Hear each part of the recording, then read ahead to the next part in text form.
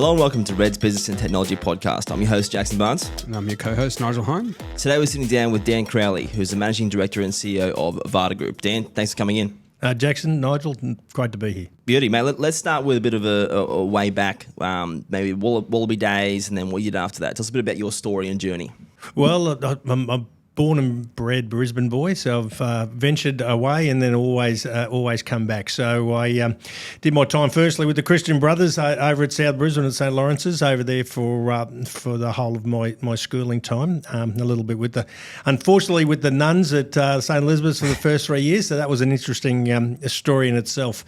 But after that, I joined straight from school. I went into the Queensland Police at that time and did then a dozen or so years with the police in a variety of different roles, which was a fantastic time. I enjoyed every minute of it and the people and the camaraderie and everything. I feel sorry for the boys these days compared to what we had and enjoyed back then. They don't have the same latitude that we had back in the 80s and 90s, that's for sure. But it's all the rules and regulations and that kind of stuff. Cameras. That's the big thing. Everything gets recorded and gets distorted, unfortunately, and can get manipulated, which makes it very difficult for everyone involved. During that time, I was very fortunate that I was able to play rugby union whilst in the police, and fortunate enough to play a number of games for Queensland and the Wallabies, and be involved with a group of players throughout a 10-year span. Sat on the shirt tails of some really famous Wallaby players and excellent Wallaby players, and to take some success through those 10 years was something to be very grateful for.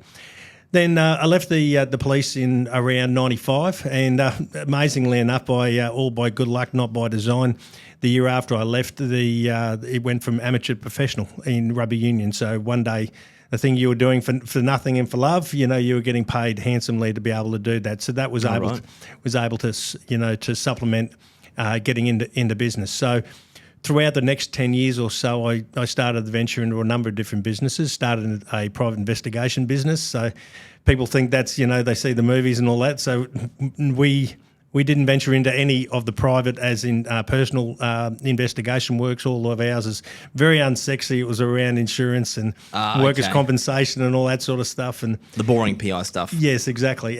But pays the bills. Yeah.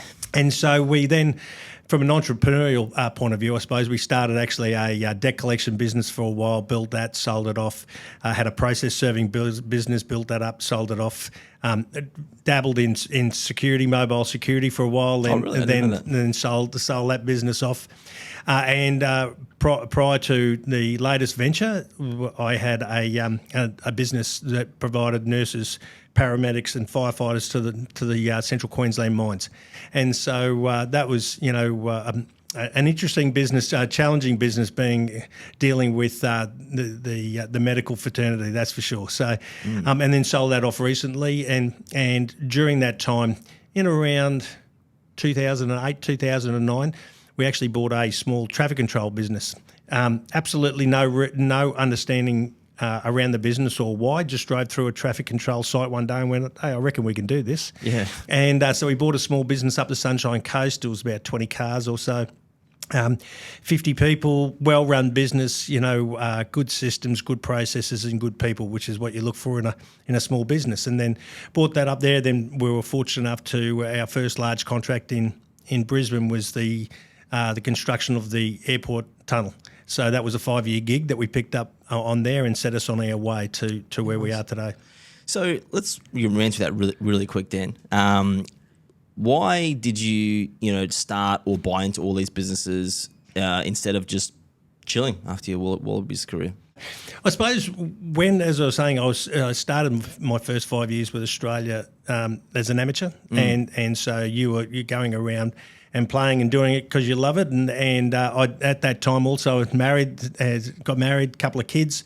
And so we were struggling, at that time to be able to afford to be able to do it, because you'd use up all your leave. You could be away for up to, collectively 3 months a year, travelling around the world when you were playing. So it was quite difficult to be able to do that. And as I said, so when I went from amateur to professional and I'd left the police and started working for myself, I still had that mindset that this could stop at any day, Right. because you're only one injury away, or the selectors, and a bad patch that your sporting career is finished, but also your employment's finished.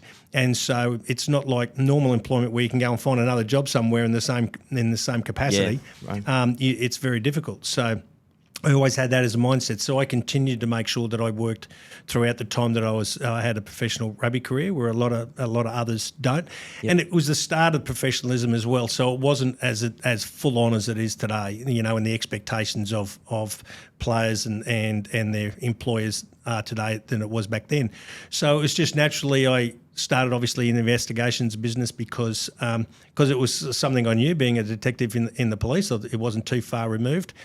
And a number of the businesses, and I talked to a number of young footballers as well, as that, although I'd stopped playing football, I was very much every contact and every person that I was able to build my business was off the back of football and the knowledge of football. So one of the things that I think was very handy for me and very helpful was the fact that a year or so after I'd finished playing, I actually started to work for Channel 7 in their commentary team for the next 8 or 9 years. So that kept a little bit of relevance, I suppose, with the public in that side of things. And it was the ability to be able to get your foot into a door with a client. How you worked and what you provided and how good you were at your work would keep the door open. Unfortunately, there's some professional footballers think their name is going to do everything for them. It's going to open the door, and then they're going to, the client is just going to continue to give them work because of their name, and it just doesn't work that way in the real world. Definitely after a number of years, that's for sure. So, what were some lessons learnt from all the businesses you were starting while still in your rugby career and then commentating? What were some key takeaways from the businesses you started? The number one thing is you just got to work hard. Nothing's going to get put on a platter for you. So, I still recall we were based in out at Acacia Ridge. So that's probably 25 minutes from the city, 30 minutes away from Ballymore, outside of peak hours. I remember, training-wise, there was a stage whereby you'd go into work at 5 a.m. You'd work for the first couple of hours, then you'd have to be out at Ballymore to train for your first session in the morning. You'd finish there by 10:30, 11 o'clock. Then you go back to work and continue to do work. Be back at Ballymore by 6 o'clock, and then you train through. 5 or 6 o'clock. Then you train through for a couple of hours after that. Then we had a client whereby there was a matter whereby I had to get to Gympie every second night for actually in old days. It shows you had to change tapes in a recording for some surveillance work we were doing up there. Oh, right. So every night I'd have to drive 2 hours to Gympie. Every second night, 2 hours to Gympie, change tapes, and then travel back, and then get to bed, get up the next morning, rinse and repeat. Yes. And so unless you're willing to put in the hard yards, no one's going to give it to you. So people talk about, successful people, but they've taken most of the time it's taken them 20, 30 years to be successful. Yep. It's definitely not an overnight success. So let's talk a little bit about, Verifact, the business you were speaking about with 20 cars and 50 good employees and good processes at the time. How many years ago was that, sorry, when you bought About Verifact? 2008, I think. 2008, yeah. Yep. So you did that, and then let's speak a little bit about deciding to list, and what was the catalyst for that journey of turning into Avada?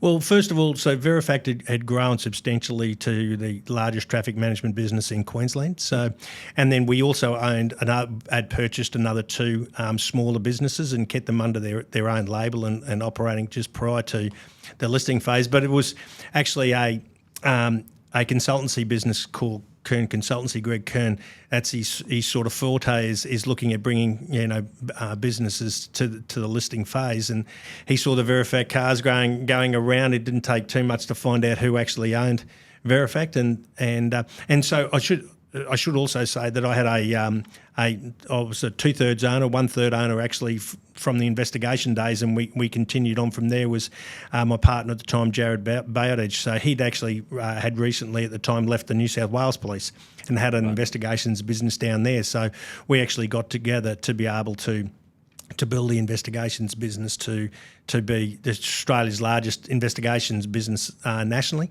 and then obviously we stayed together and morphed into the traffic and so on. So, but getting back there to your question, Greg actually approached us, as I said, small world in Brisbane, tapped me on the shoulder, said, "Hey, this is what we do. Is this something that you'd be interested in?" And the one big thing for any owner of a business is as soon as you start a business, you should be looking at how you're going to exit the business. Yeah.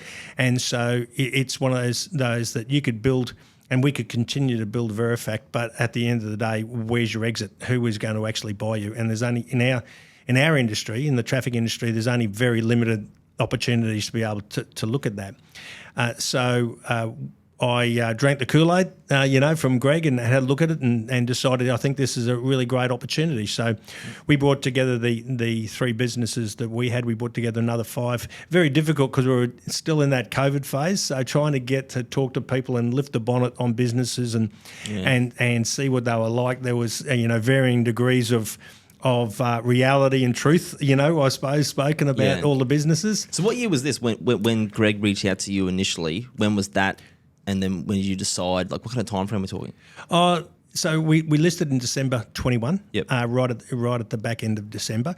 It would have been about 12 months before that Greg had spoken. So it had taken about a 12-month journey to be able to go through, and because they were all private businesses, we had to go through and have them all audited. So they had audited accounts, and so there's very strict standards with regards to from a listing perspective in what you have to do. So we had a lot of work to do to be able to bring these businesses along. We spoke to several others as well, but unfortunately, at the time, their back of house, as I call it, their trusts and families involved and loans and different bits and pieces. I call it a bag of spaghetti. Yeah. Was so hard to try and unravel in the time frame that we just couldn't do it. And so these businesses were the ones that got through the gate initially, and put them together, and then listed on the 17th of December 21. Yeah. So what made you want to do it? Apart from, you have to have an exit strategy. You could have kept running Verifact. I'm sure it was profitable and you were going really well in Queensland, right? So what made you want to do it? And then looking back now, you've gone through that process. Was it worth it? Why? It is an interesting question. One of the things that someone said to me the other day, when are you going to look at actually retiring? And I said to them, I answered them, I said, it's funny, when I left the police and when I finished football, I just knew. And it was sort of the next day decision, that's it, I'm finished. And so I haven't got that feeling yet. I'm keen to continue to go. I think it's a great challenge in what we're doing. We're the only listed traffic management company in Australasia, and we can't find anyone in that space anywhere else as well. So we're the first ones to be able to do this. A lot of people underestimate the size of the traffic management industry in Australia and New Zealand. We put a little bit of a guesstimate, and a wet finger in the air. We think it's above $3 billion in revenue, and people don't understand the size, and so it's a very fragmented industry. It's a cottage industry, or it has been. Mums and dads. And running, businesses, very, very good businesses, and some not so good, and some quite sizable. But again, they've got no exit strategy on where they go to next. It's not like a civil company or a tech company where there's multiple opportunities to be able to sell to at the moment. So we see the industry as something that we can bring together. And again, being a listed entity now, that governance bar is significantly higher than just a normal company. And what I find really strange is that we work obviously for government. We work for large tier 1 contractors. We work for councils and state governments. And a lot of the decision making about who they use in traffic control is actually left to the lowest common denominator, as in the person who's utilising that service out on the road, or it's a procurement person making the decision purely on a dollar value. And the reason why I find it really strange is that traffic control is actually one of the most riskiest occupations that there is going around, but they're very underrated. They're the last thing thought of we'll just get traffic control. But they're the ones who actually are keeping the public and the workers and themselves safe. And safety, for anybody who's involved in that area, all know that it flows uphill. It's the only place that if there's a safety incident, it goes all the way to the board for responsibility-wise and criminal responsibility. And they just take it as an afterthought. And there's been, unfortunately, there's a number of significant, fatal, accidents that have occurred, but they still think of it as an afterthought. And we're hoping that, by where we are now and by lifting the bar, because we're forced to with governance, that hopefully that our clients will now start to realise that, hey, we've got to take this, what these guys do on the road, seriously, because it can really affect us, not only from the person being injured, which is the most important thing, but reputationally and or criminally, it can affect them up at the board level. We might unpack that governance piece being listed versus private a bit later. And I'll switch over to you in a second, ask a couple of questions. But was it worth it? I'll tell you in a few years' time. Okay. So look, it's an interesting thing. You've got shareholder. You've got. I've got a completely different responsibility. One, I don't own a business anymore. So I'm an employee. So if I don't do what I've got to do, well, I'll get, the board will shoot me. Yeah. But my thought is I'm still thinking as an owner, and that's what I want all of our staff to think of as being owners and custodians of the business, because if they do the right thing, we'll go in the right direction. And if we go in the right directions, we'll get rewarded by the shareholders in what we're trying to do. So, all of our leadership team and everybody who we've got, they too have drunk the Kool-Aid. They believe that we are able to build something special and something different, because we've been speaking about traffic control, but we've got there's three other pillars to our business where we want to grow to. Temporary traffic management is just the bedrock, is the first pillar that we want to be able to build across Australia and New Zealand and build a substantial business off the back of that. But it'll give us then the framework to be able to grow into those other pillars. Okay. Do you want to give for people listening an overview of how many sites and companies you've acquired in your journey so far, and how many employees, just from a size perspective? Yeah, so we started off, as I was saying, there was the 8 companies that brought together. Yep. We then, in the last 18 months, we've acquired three more. So Construct Traffic down in Victoria. We've just settled on STA Traffic in Victoria as well. And then the New Zealand South Island's largest business, Wilson's Traffic Management, we acquired as well throughout that period of time. So, encompassed with that, in line with our strategy of being able to go across, build out Australia and build out across New Zealand is our first footstep in that temporary traffic management business. And the way that we operate is that we're actually a house of brands. So a branded house, everything is branded the same name. But Avada, as I class it, is the parent. We're the parent. We're the back office parent. Each of the businesses operate under their own brand, and so they operate anything that touches the customer or touches the traffic controllers in the operations. That's actually run by that business, and I think it's really important from that perspective, because each of those businesses and the people within them, they're really passionate about their own brand and the shirt they're wearing. And so, like brothers, we're looking to try and build to have 2 brothers in each area. And like brothers, they fight against each other all the time, and that's 2 brands in every state. Yeah, 2 brands. Yeah, in every area. Yeah, so there might be in southeast Queensland, we've got 3. And so they operate differently, independently. They have either share clients or have different clients. And we're very open with our clients, so there's nothing underhanded from that perspective. The guys operate themselves. Behind the scenes, from an Avada perspective, our job is to McDonaldise everything. Yeah. So to have all our processes and procedures, our systems, everything exactly the same. So it then gives actually opportunity to these smaller businesses to be able to have a succession plan then and an opportunity to be able to grow. So we can have a supervisor in one area if we want to promote and he's stuck behind people in his own business, well, then we can move him to other businesses in other areas and give him a promotion, because everything is exactly the same. from an operational perspective, just different customers and different TCs. Yeah, or one of the guys out in the field wants to relocate, you can facilitate that quite easily. So across the eastern seaboard in New Zealand, we've got there's actually, I'll go to the 12th business in a second, but we've got 11 independently operating businesses across those areas at present. We've got I think there's 31 depots we've got across those different areas, so spread out, so people work out of the different locations. We've got just over 2,400 traffic controllers on the road, and we try very as much as possible to have every one of them out every day, to give them as much work as possible.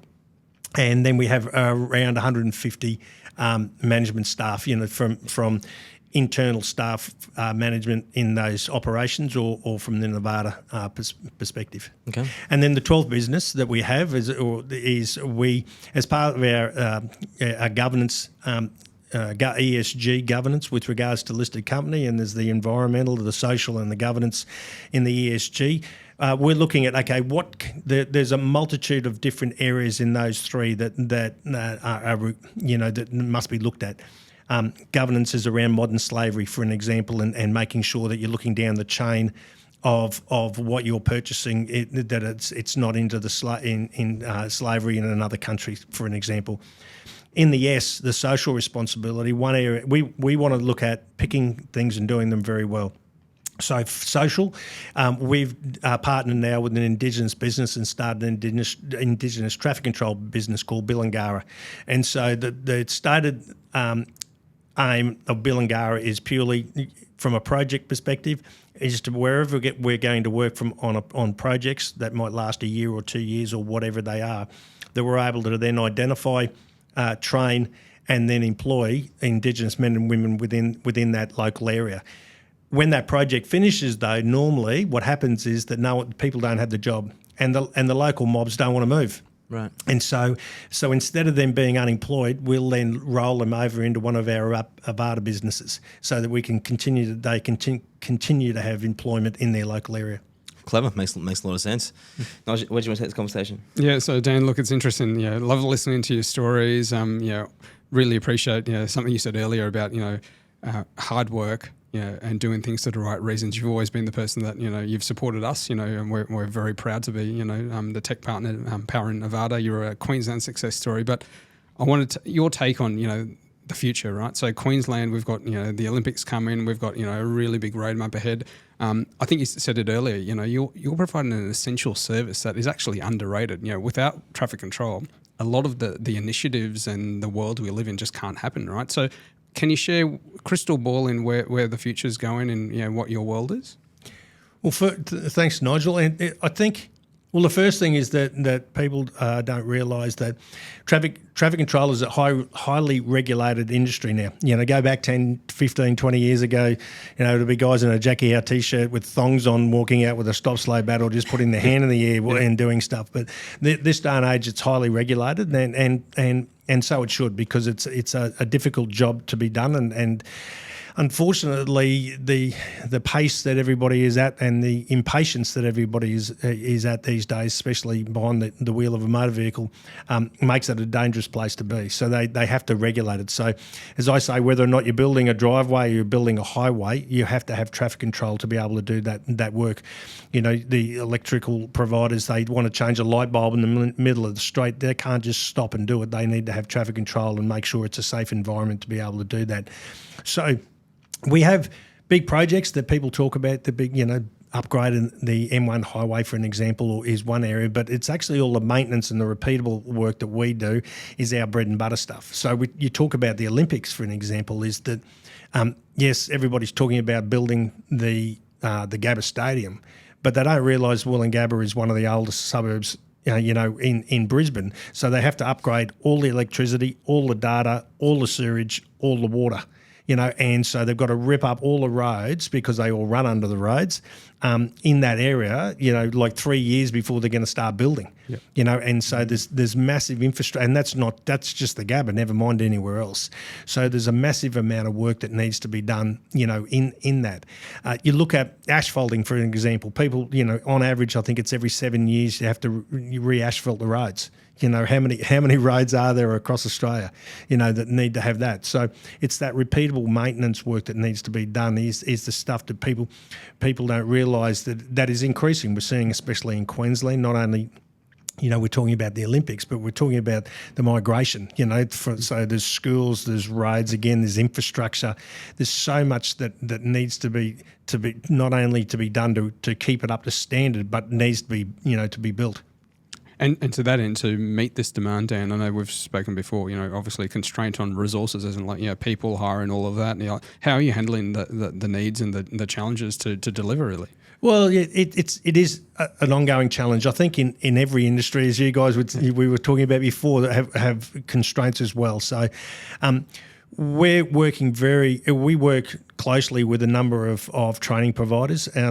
So we don't have a training business ourselves. We'd rather work with, a multitude of different providers and let them do what they do and do it really well. And then we bring the people in for further training and development. I'd rather bring a new person in with good attitude that we can train up than try and take someone who's bouncing around everywhere and is just looking for the extra 50 cents an hour. Yep. We want to be able to build a good culture of good people.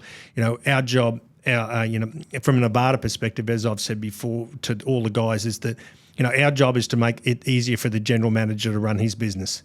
And his job is then to work for his managers below him to ultimately, our job is to make it easier for the traffic controller on the road and for the customer.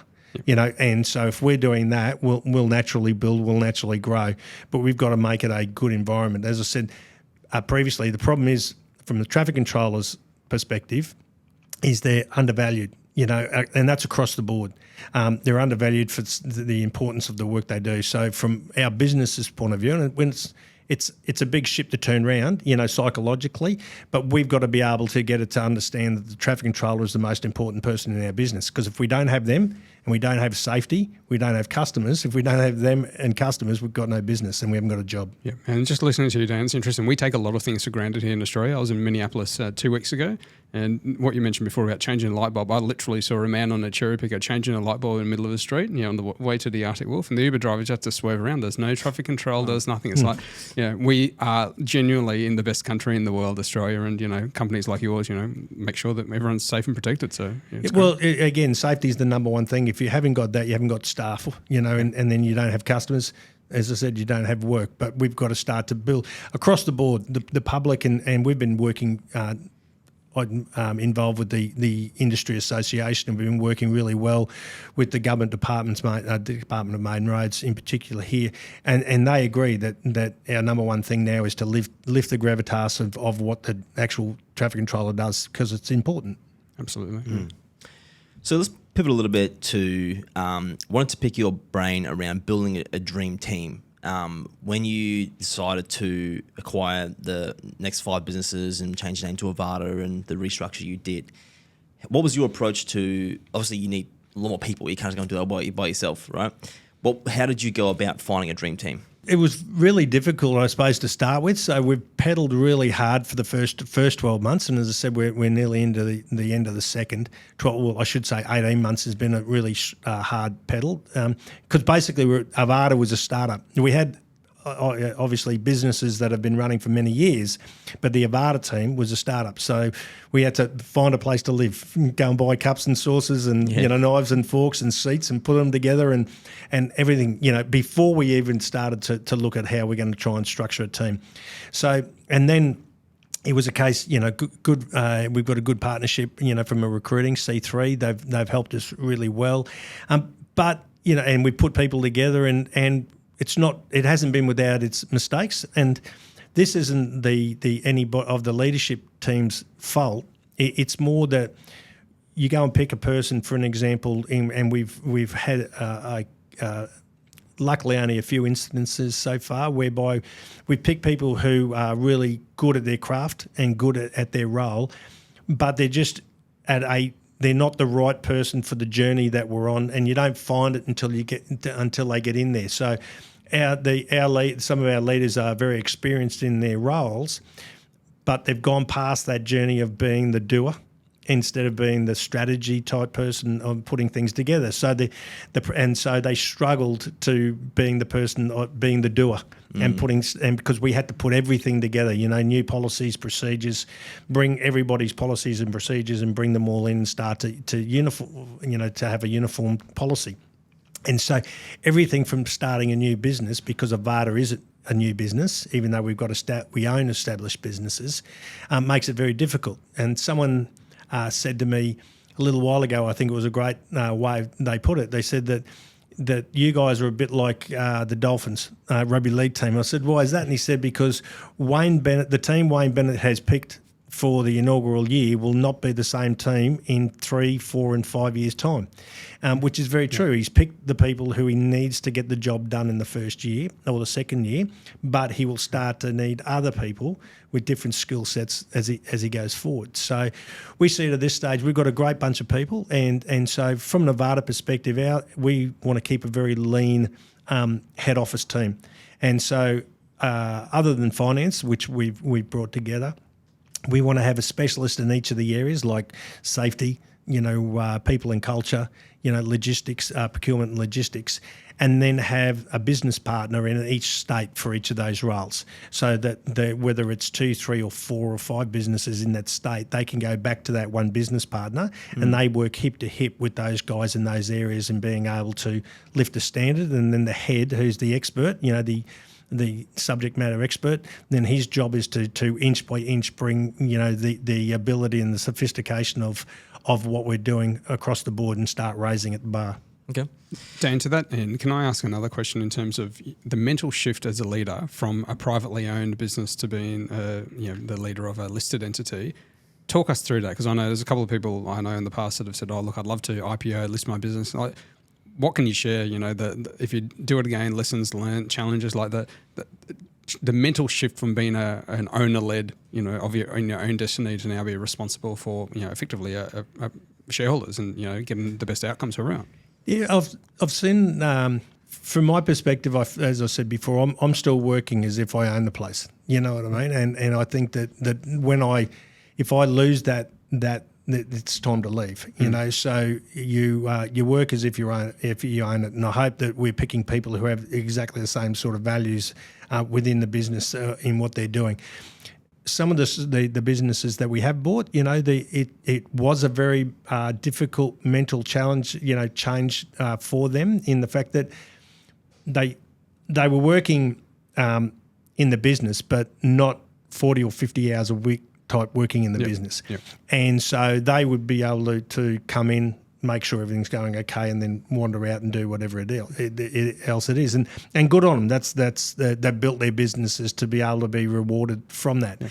But the change from going from that to you're now back to being an employee, and everybody wants their ounce of flesh, was very difficult for a number of those people, to be able to change.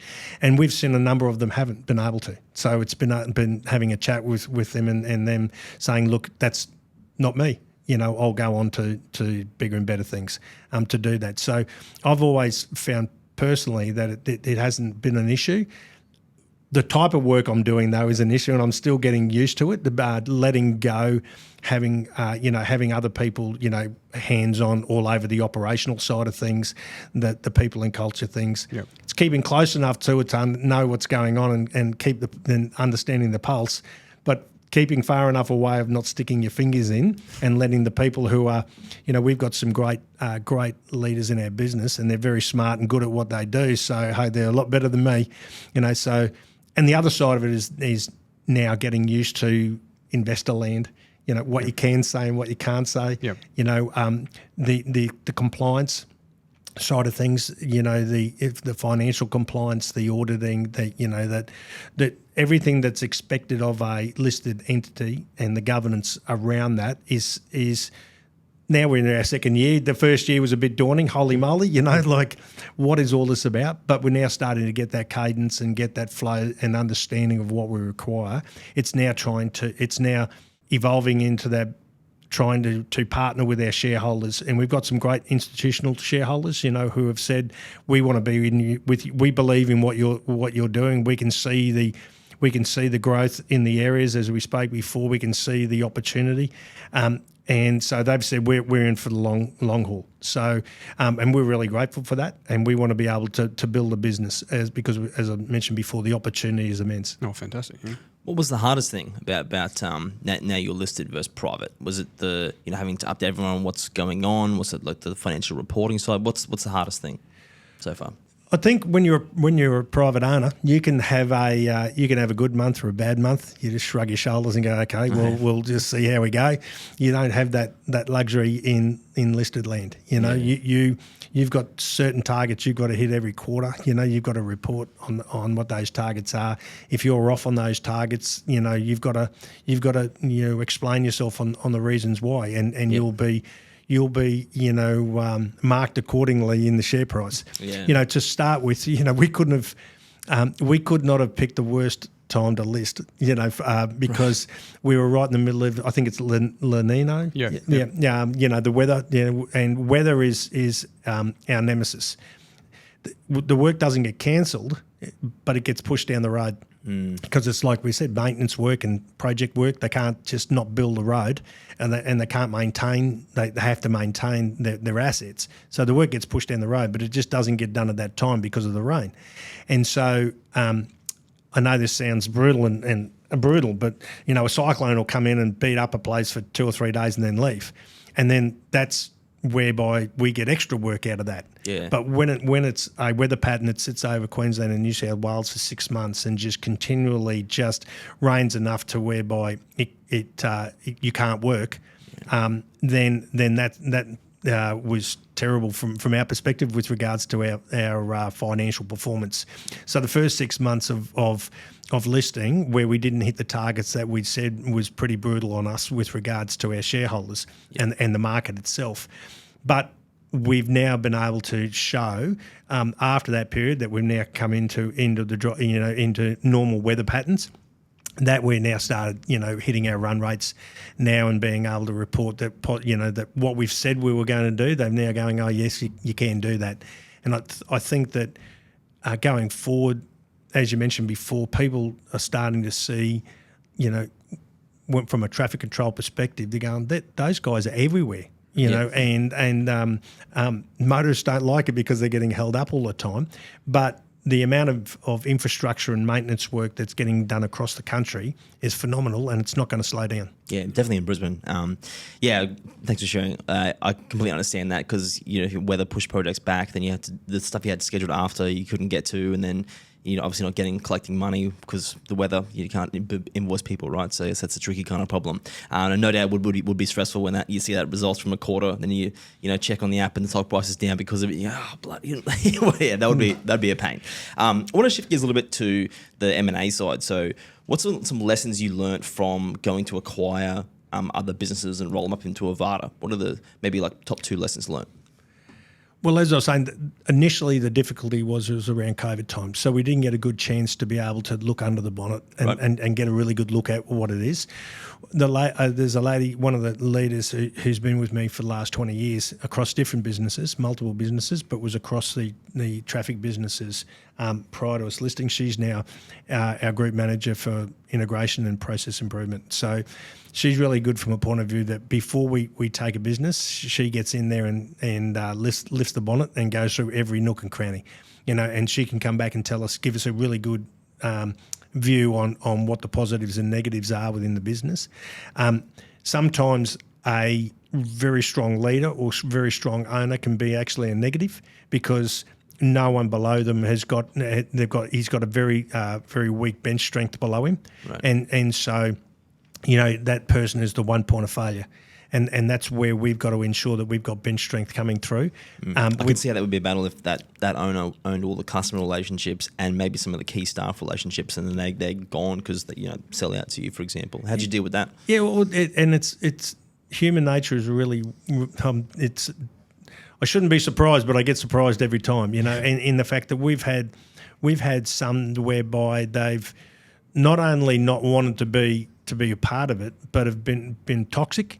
for whatever reason. It's basically if it's not my way, I'm going to try and pour petrol on it.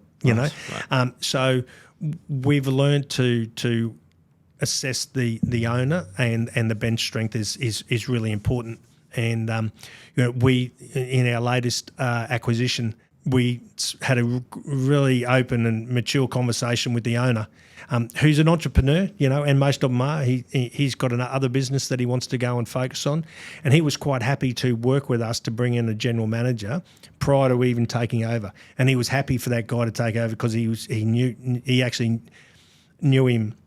Not well, but knew of him in the industry. He was well regarded and said, yep, I'm happy for him to be in. I'm going to work alongside with him. I'm going to hand over, everything I've got with regards to customer relationships and all that sort of stuff, because he wants to see the business continue to succeed. You know what I mean? And he wanted to see the best thing happen for the people. Yep. Unfortunately, you get some that say they care about the people, but they don't really. Right. They care about themselves, and which is really unfortunate, and our job is to make sure that obviously, we talked about safety and all that stuff, but ultimately you don't want people coming to work who don't like going to work. You want a place where people are happy. I'm not saying they're going to skip into work every day, but they like the place they go to work with. They're not dreading to go to work. And the same from a traffic controller's perspective. We want the people to work with each other, and be happy in that environment.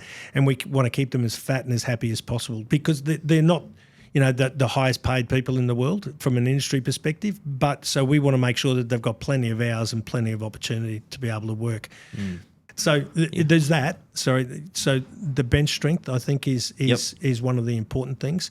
Then the people is just as important as the bench strength to be able to do that. So I think having a look at the businesses in where they're at, and then having that conversation with the owner to make sure that they understand that, hey, when we're coming in, you don't have these processes in, or you've got a different system. We want to roll that system over. So we've got to be as open and honest with the people when we're coming in to say, hey, this is what we're going to change, so there's no surprises. So that's something you're doing differently now when you approach a business, is you're really trying to understand who are the key people they've got sitting there and that kind of thing? Yeah, absolutely. And, again, people don't like change, and so we've got to make sure that they understand that, it simply might be a rostering system, that they have something different, and we want to put in a rostering system that we use across all the businesses, but they don't want to change because that's what they've used for the last 15 years. How do you gauge that on initial conversation? Do you literally just ask them, if we were to change a process here, what would you say? Well, we go through the process and be open with them with regards to saying, hey, this is the systems that we use, and we're going to have to look at changing the systems over. Yeah. We'll have businesses they'll say, no, I think you guys, all 12 businesses should change to us. Not us change to the 12 businesses, So it is difficult, but that's human nature, that people don't like change. Yeah. How important is technology to Avada, and how are you using technology as a differentiator with the scale you're kind of building? Well, first it's making sure we've got consistent systems. I think that's important, and obviously working with you guys, that most of the businesses had no protection from a technology perspective, and working with you guys and Arctic Wolf, being able to put that in has been really important to us. And obviously from a governance perspective, it's the number one to make sure that we don't have those threats to a business that can pull us down and stop us working, which is super important. It's also an area whereby, as I mentioned before, from our clients' perspective, we want to be able to raise the bar from a technology point of view. And a lot of our clients are just so used to getting what they get from a traffic control business, and as I mentioned before, it's a sort of afterthought that it's hard trying to drag them along on the journey, like to try and be able to give them something like an app to be able to book a job. Their guys to be able to book a job, they're going, oh, no, it's all right, mate, we'll just ring up, and they're used to some people working in paper-based instead of electronic-based. So being able to take the businesses on the journey, and the clients half the time are the same, to be able to take them on the journey. But if we look at temporary traffic management, for an example, I think in 10 years' time we'll be a tech business. You think of where the autonomous cars are coming and rapidly, evolving as they are. You get to a road site. Every one of those signs will have some sort of technology on them to whereby we can change the speed of a car coming into that, to change it so it automatically slows it down or stops it at an intersection, so you don't need a person on the road. And you'll have a person in a room changing the different speeds around on the signs and so on. That's where it will. I think it will evolve to. So what we're looking at is what are the things that we can start to do from the, one of the pillars, as I mentioned before, we've got 4 pillars: temporary traffic management, 1, technology is the second. So looking at what are those things around temporary traffic management, but then looking at the larger play, what is it with regards to traffic management as a whole for a city, smart city technology about, running about the camera systems, the light, the traffic light systems, all of that, how to move, because government don't really want to do it. They'd rather have someone else do it. You look at the camera and mobile phone and seatbelt technology now with cameras, that's all being outsourced. So all of that sort of stuff is areas of technology we want to look at from traffic. So there's the tech play. Then we have what we're talking about, the adjacency businesses. So in those adjacency businesses that would work alongside traffic and for our clients is areas around whether it's lawn mowing, whether it's arborists, line marking, water trucks. There's a multitude of those types of businesses. People think of lawn mowing, as Jim's mowing, but there is massive mowing contractors that are needed, and the industries are very similar to traffic management. All owner operator, all fragmented, and so looking at bringing those together, then we can offer our clients 3, 4, or 5 different lines of business, and then lastly is projects. So the big projects on the highways, we're seeing overseas that those big tier 1 contractors, they don't want to manage all that rat and mice, as they call it, whether it's the line marking, the traffic control, the water trucks and all that. They'd rather have someone be able to manage that for them so they can just focus on what they're doing. So they're the 4 pillars. Yeah. The third one you mentioned, Dan, are you doing that currently? Like providing other services like lawn and line marking and that kind of stuff? Not yet. So cool. So our big thing is to start with. So we'll look at, again, probably look at doing the same way that we did with how we got into the traffic business. We'll probably go and pick up a small 1 or 2 businesses in different areas, make sure we understand the processes, the procedures, how it's done, whatever, and then we'll look at consolidating it and bringing it together. But first of all, we want to get the traffic management, consolidated. So that's, as I said before, that's our bedrock. Yep. That'll be able to build a framework for us, because we can then we've talked about our safety specialists and so on. All of them would then be able to work across those different areas as well. So you don't have to then build a whole new management team. You just have to expand your management team to be able to look at those adjacency businesses. Makes perfect sense, because you're already out there. You already have the local presence in across Australia and New Zealand already. A lot of customers are responsible for those things already, so it does make a lot of sense.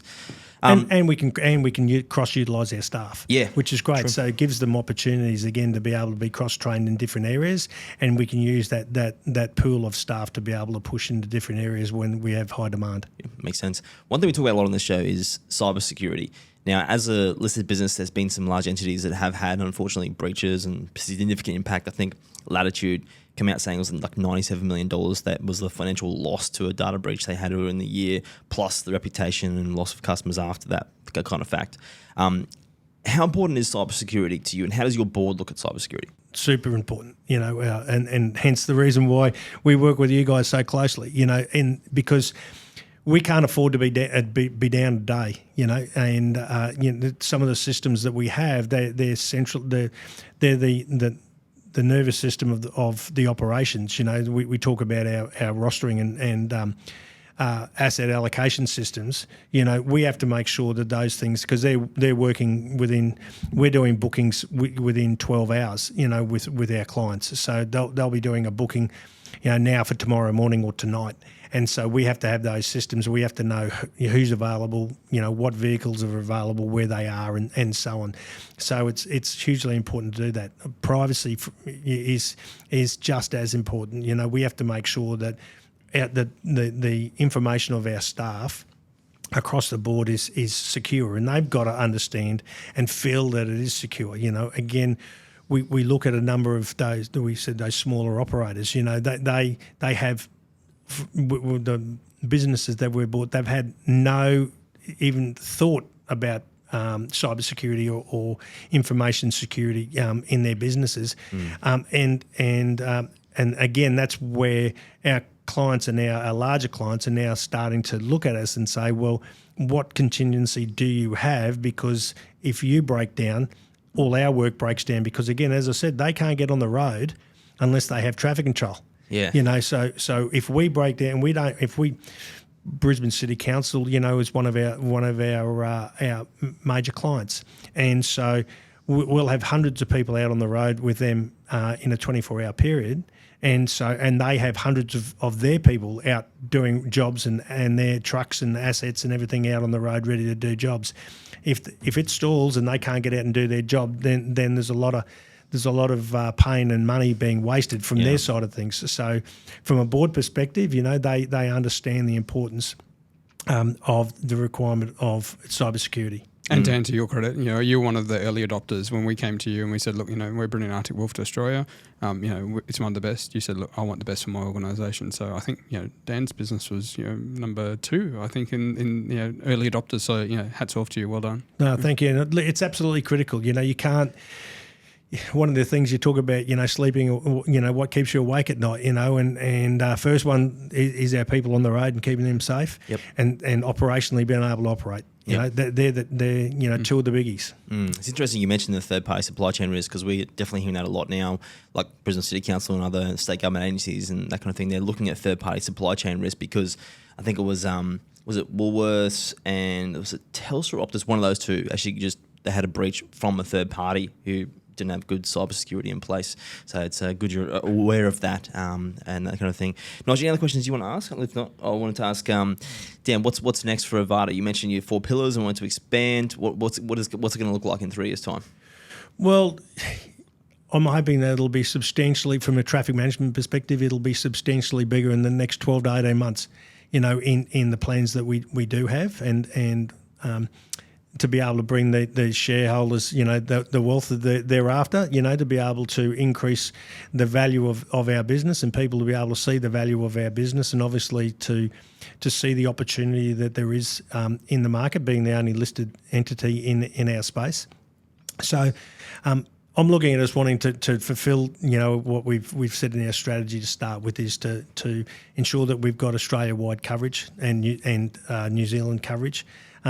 And then have 2 brothers in each area to be able to fulfil the services for our clients, continue to grow it, and grow our revenue at what we've said that we will do, and then build a good team, and above all, keep them all safe. Yeah.